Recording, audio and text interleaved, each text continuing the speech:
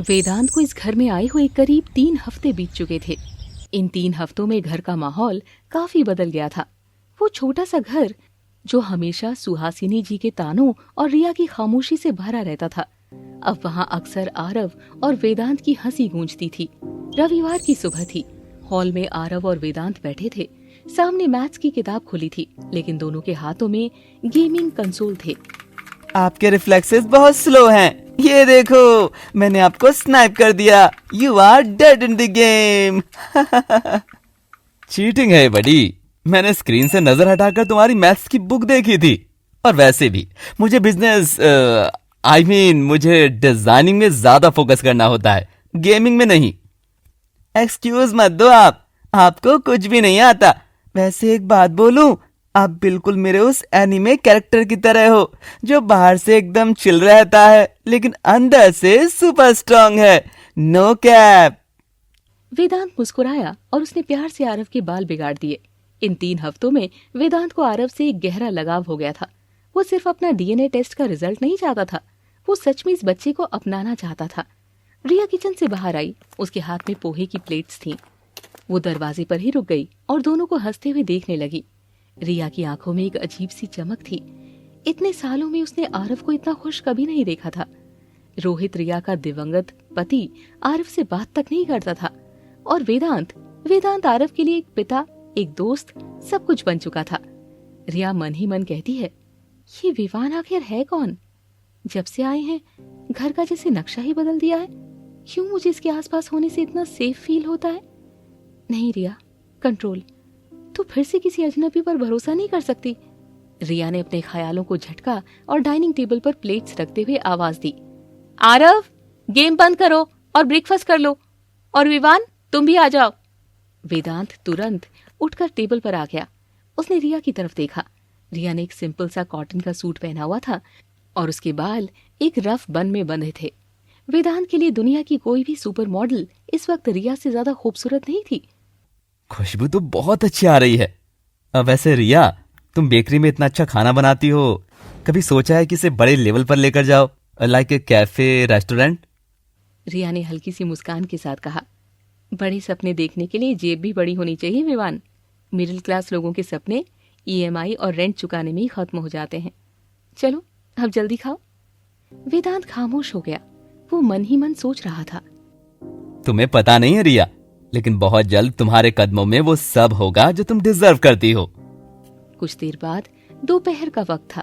रिया को अपनी बेकरी के लिए कुछ जरूरी ऑर्डर्स पूरे करने थे, लेकिन तभी नल से पानी आना बंद हो गया। हे भगवान, अब ये पानी को क्या हो गया? मम्मी जी, क्या मोटर खराब हो गई है? सुहासिनी जी ने आवाज लगाते हुए कहा। हाँ बहू, सुबह से अजीब सी आवाज कर रही थी, अब तो बिल्कुल ही बंद हो गई है। प्लम्बर को फोन कर। रिया ने अपना फोन निकाला, लेकिन प्लम्बर ने आने से मना कर दिया। रिया टेंशन में आंगन में खड़ी मोटर को देख रही थी। तभी वेदांत सीढ़ियों से नीचे आया। उसने रिया को परेशान देखा तो पूछा, क्या हुआ रिया, इतनी टेंशन में क्यों हो? मोटर खराब हो गई विवान, और मुझे बेकरी के लिए बहुत सारा काम है। प्लम्बर भी नहीं आ रहा, समझ ही नहीं आ रहा क्या करूं। वेदांत, जिसने अपनी जिंदगी में कभी पेचकस तक नहीं उठाया था, उसने पूरी कॉन्फिडेंस के साथ अपनी आस्तीनें ऊपर चढ़ाई। तुम रिलैक्स करो, मैं हूं ना, मैं ठीक कर दूंगा सब। तुम ग्राफिक डिजाइनर हो या मैकेनिक? तुम्हें पता भी ऐसे कैसे खोलते हैं? अरे ट्रस्ट मी, मैंने यूट्यूब पर सब देखा है, बस एक रिंच दे दो। रिया ने शक के साथ उसे टूल बॉक्स ला कर दिया। वेदांत मोटर के पास बैठा और एक नट को खोलने की कोशिश करने लगा। वो पूरी ताकत लगा रहा था, लेकिन नल हिलने का नाम ही नहीं ले रहा था। रहने दो इंजीनियर साहब, तुम्हारे बस का नहीं है, तुम्हारे हाथ खराब हो जाएंगे। वेदांत का ईगो हर्ट हो गया। उसने पूरी ताकत से रिंच घुमाया और अचानक मोटर का पाइप फट गया और पानी की एक तेज धार सीधे वेदांत के चेहरे पर आ गिरी। वो पूरी तरह से भीग गया। रिया जोर जोर से हंसने लगी। उसकी वो बेपरवाह हंसी देखकर वेदांत कुछ पल के लिए पानी की परवाह किए बिना बस उसे ही देखता रह गया। 11 साल बाद उसने रिया को ऐसे खुलकर हंसते देखा था। रिया अंदर भागी और एक तौलिया लेकर आई। कहा था ना मैंने, तुमसे नहीं होगा, लो पोंछ लो खुद को। रिया जैसी तौलिया देने के लिए आगे बढ़ी, गीले फर्श पर उसका पैर फिसल गया। वो सीधे वेदांत की बाहों में जा गिरी। समय जैसे रुक सा गया। रिया की आंखें वेदांत की आंखों से टकराई। दोनों एक दूसरे के बेहद करीब थे। वेदांत के गीले बालों से पानी की बूंदें रिया के चेहरे पर गिर रही थी। वेदांत ने रिया की कमर को बहुत नरमी से पकड़ रखा था ताकि वो गिरे ना। वेदांत धीमी और भारी आवाज में बोला, मैं तुम्हारे लिए कुछ भी फिक्स कर सकता हूँ रिया, तुम्हारी मोटर भी और तुम्हारी जिंदगी की हर परेशानी भी। रिया के दिल की धड़कनें तेज हो गईं। उसे विवान के शब्दों में एक अजीब सी सच्चाई महसूस हुई। वो कुछ पल के लिए उसकी आंखों में खो सी गई थी। तभी पीछे से सुहासिनी जी ने आवाज लगाई, अरे पानी आया क्या? रिया झटके से पीछे हटी। उसका चेहरा शर्म से लाल हो चुका था। रिया ने हकलाते हुए कहा, वो प्लम्बर को ही बुलाना पड़ेगा। तुम कपड़े बदलो विवान, वरना ठंड लग जाएगी। रिया भागकर अंदर चली गई। वेदांत गीले कपड़ों में वहीं खड़ा मुस्कुराता रहा। शाम का समय था। वेदांत अपने कमरे में था। आज उसने फैसला कर लिया था कि वो अब और झूठ नहीं बोलेगा। डीएनए रिपोर्ट्स आज आने वाली थी, लेकिन उसे अब उस रिपोर्ट की कोई परवाह नहीं थी। उसे यकीन था कि आरव उसी का बेटा है, और अगर नहीं भी है तो भी वो रिया और आरव के बिना अब अपनी जिंदगी सोच भी नहीं सकता था। वेदांत ने अमित को कॉल लगाया। अमित, आज रात में रिया को सब कुछ सच बताने वाला हूं। मैं उसे अपनी असली पहचान बताऊंगा, और ये भी कि मैं ही वो इंसान हूं जो उसे 11 साल पहले कॉलेज में छोड़कर गया था। नीचे किचन में रिया आज कुछ ज्यादा ही खुश थी। वो गुनगुनाते हुए विवान की पसंद का खाना शाही पनीर बना रही थी। सुहासिनी जी उसे नोटिस कर रही थी। क्या बात है रिया, आज ये इतनी खुशी किस बात की है? किराएदार के लिए शाही पनीर बन रहा है? रिया ये बात टालते हुए बोली, अरे नहीं मम्मी जी, दूध फट गया था तो मैंने सोचा पनीर बना लूं, और वो रेंट टाइम पर देता है ना, तो कभी कभी अच्छा खिला देने में क्या बुराई है। लेकिन रिया जानती थी कि उसके दिल में विवान के लिए एक बहुत ही सॉफ्ट कॉर्नर बन चुका था। वो इस इंसान पर भरोसा करने लगी थी और शायद उसे पसंद भी करने लगी थी। अगले दिन दोपहर का वक्त था। रिया को बेकरी से किसी जरूरी काम के लिए जल्दी घर आना पड़ा। वेदांत घर पर अकेला था। सुहासिनी जी मंदिर गई थी और आरव स्कूल में था। वेदांत अपने कमरे में था और मुख्य दरवाजा हल्का सा खुला रह गया था। तभी एक लग्जरी कार घर के बाहर रुकी। उसमें से वेदांत का पीए अमित सूट बूट में उतरा।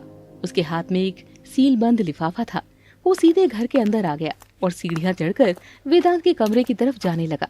उसी वक्त रिया ने घर में कदम रखा। उसने देखा कि एक अनजान आदमी महंगे सूट में विवान के कमरे की तरफ जा रहा है। रिया को कुछ अजीब लगा और वो दबे पांव सीढ़ियों पर चढ़ गई। अमित कमरे के दरवाजे पर खड़ा था। दरवाजा खुला था। रिया दरवाजे के पीछे छुप गई। वेदांत सर, कांग्रेचुलेशंस।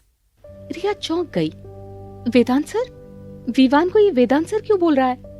अमित ने वो लिफाफा वेदांत के हाथ में दिया। सर, ये रही वो डीएनए रिपोर्ट जिसका आप इंतजार कर रहे थे। मैच 99.9% है। आरव आपका ही बायोलॉजिकल बेटा है। रिया के पैरों तले जमीन खिसक गई। उसके हाथों में पकड़ी हुई घर की चाबियां जमीन पर गिर गई। वेदांत और अमित झटके से पलटे। दरवाजे पर रिया खड़ी थी। उसका चेहरा कागज की तरह सफेद पड़ चुका था। उसकी आंखें फटी की फटी थी और पूरा शरीर कांप रहा था। वेदांत के हाथ से लिफाफा छूट गया। रिया, तुम घर जल्दी कैसे आ गई? रिया धीरे धीरे कमरे के अंदर आई। उसकी नजरें उस डीएनए रिपोर्ट पर थी जो जमीन पर पड़ी थी। रिया ने कांपती हुई आवाज में कहा, वेदांत, तुम विवान नहीं हो? तुम वेदांत सिंघानिया हो? वेदांत ने आगे बढ़ते हुए कहा। रिया, मेरी बात सुनो प्लीज। मैं तुम्हें आज रात सब कुछ सच बताने ही वाला था। मुझे एक्सप्लेन करने का एक मौका तो दो। रिया ने अपना हाथ हवा में उठाया और वेदांत को वहीं रुकने का इशारा किया।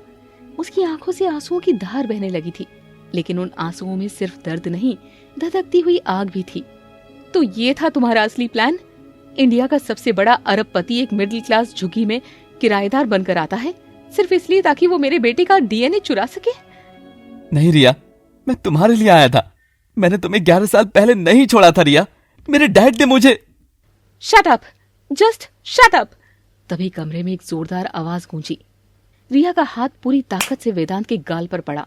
आवाज इतनी तेज थी कि पूरा कमरा गूंज उठा। वेदांत का चेहरा एक तरफ घूम गया। रिया फूट फूट कर रोने लगी। उसका दिल पूरी तरह टूट चुका था। वो जमीन पर घुटनों के बल बैठ गई। उसकी आंखों से लगातार आंसू बह रहे थे। रिया ने रोते हुए कहा, मैंने तुम पर भरोसा किया था। 11 साल पहले तुमने मेरा शरीर, मेरा दिल, मेरा सब कुछ इस्तेमाल किया, और मुझे एक कचरे की तरह छोड़ दिया। मैं एक कुंवारी माँ बनने वाली थी, दर दर की ठोकरें खा रही थी। तब तुम कहाँ थे अपने अरबों रुपए लेकर? और आज जब मैंने किसी तरह अपनी और बेटे की जिंदगी जोड़ ली है तो तुम वापस आ गए। वेदांत की आंखों से भी आंसू बह रहे थे। वो रिया के सामने घुटनों के बल बैठ गया। वेदांत ने रोते हुए कहा, रिया, मुझे सजा दे दो, मुझे मारो, गालियां दो, लेकिन मुझे खुद से दूर मत करो। मैं आरव को तुमसे छीनने नहीं आया था, मैं अपनी फैमिली को वापस लेने आया था। रिया ने बहुत ही ठंडी और नफरत भरी नजरों से वेदांत को देखा। फैमिली? अमीर लोगों की कोई फैमिली नहीं होती मिस्टर सिंघानिया, उनके सिर्फ एसेट्स होते हैं, और आरव तुम्हारा एसेट नहीं है, वो सिर्फ मेरा बेटा है। रिया ने दरवाजे की तरफ इशारा किया। गेट आउट, इसी वक्त मेरे घर से निकल जाओ, और अगर तुमने या तुम्हारे इन वकीलों ने आरव के आसपास भटकने की भी कोशिश की ना तो मैं तुम्हें जान से मार दूंगी। Get lost. वेदांत ने कुछ कहने की कोशिश की, लेकिन रिया का गुस्सा देखकर वो समझ गया कि इस वक्त कुछ भी कहना आग में घी डालने जैसा होगा। वेदांत भारी कदमों से उठा। उसकी दुनिया एक बार फिर उजड़ चुकी थी।